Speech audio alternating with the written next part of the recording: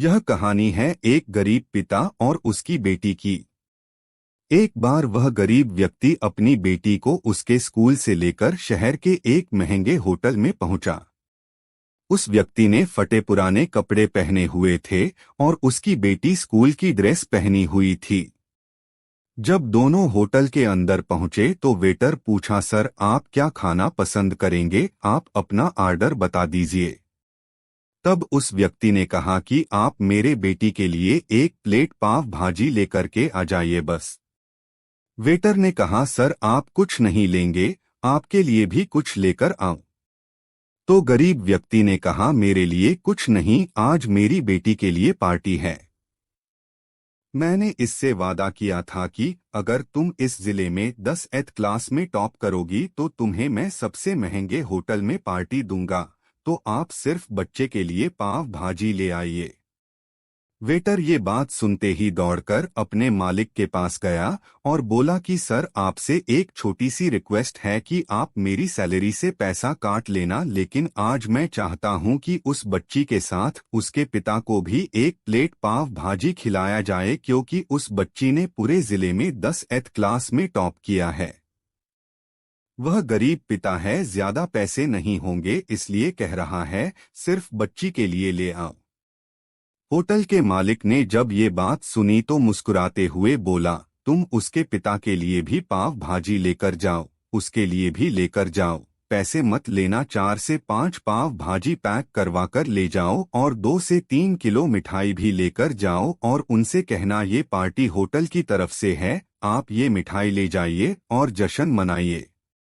जब वेटर ने 2 प्लेट पाव भाजी लेकर गया तो वह व्यक्ति चौंक गया और बोला, मैंने तो एक ही मंगाई थी, मेरे पास पैसे नहीं हैं।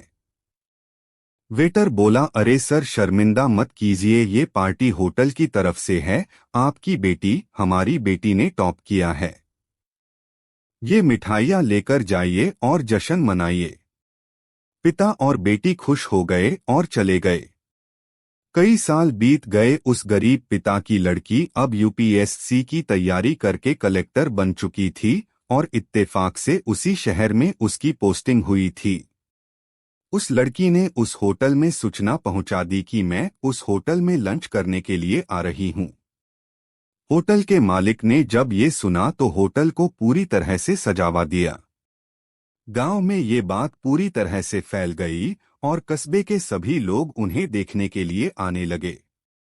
कलेक्टर अपने पिता के साथ उस होटल में पहुंची। कलेक्टर ने होटल के मालिक से कहा कि शायद आप मुझे पहचाने नहीं, हम वही पिता पुत्री है जो कि हमारे 10th क्लास टॉप करने पर आपने मुझे पार्टी दी थी।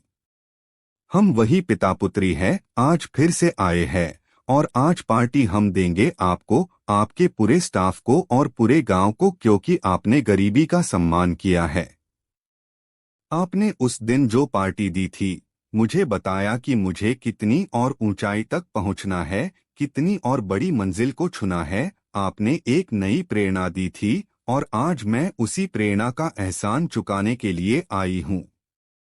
वो मैडम ये सब कहते जा रही थी और आंखों से आंसू बहती जा रही थी।